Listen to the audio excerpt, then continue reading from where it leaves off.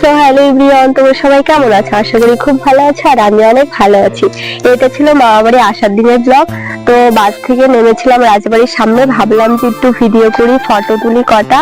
আর এই যে দেখতে পাচ্ছ তোমরা রাজবাড়ির সকালের ভিউটা কত সুন্দর, পুরো সকালবেলায় রোদ উঠে গেছে। এখন 8টা কি 9টা বাজে হয়তো, আমি অতটা মনে নেই। আমার অনেক দিনের এটা ভিডিও, আমার এতদিনে মানে ভয়েস দেওয়া হয়নি, অনেক প্রবলেম ছিল, তার জন্যই তো ভয়েসটা দিতে পারিনি। তাই অনেকদিন পর আজকে ভিডিওটা মানে দেখলাম, তো ভাবলাম যে আপলোড করি ভিডিওটা।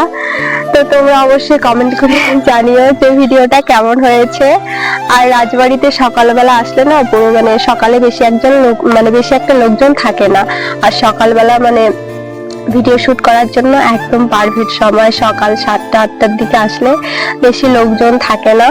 তো তারপরে জলপাইগুড়ি, এটা ছিল তিস্তা নদী। তো জলপাইগুড়ি তো তিস্তা নদী তো সবাই চেনো, মানে ময়নাগুড়ির দিকে যাওয়ার দিকে বা আসার দিকে, তো এটা তো পড়বেই।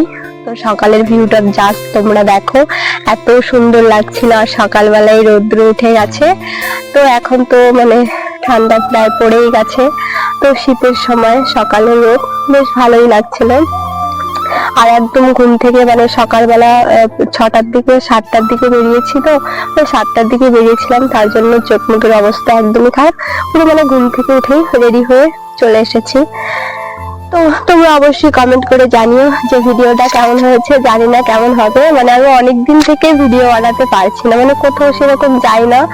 তারপরে মানে গেলে পরেও কি আর বলবো, মানে ঠিক করে ভিডিও বানাতে পারি না, কি আর বলবো তোমাদেরকে। তারপরে আমি গিয়েছিলাম মামাবাড়িতে, অনেকদিন ধরেই 10-11 দিন থাকলাম। তারপরে আজকে অনেকদিন পর বাড়িতে আসলাম। তো কোনোদিন মানে কোনো সময় মামাবাড়ি গেলাম ভিডিও বানানো প্রথমবার।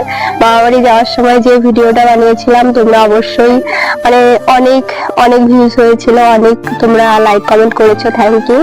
তো এই ভিডিওটা কেমন হয়েছে অবশ্যই কমেন্ট করে জানিও। দেখা হচ্ছে নেক্সট ব্লগে, টাটা।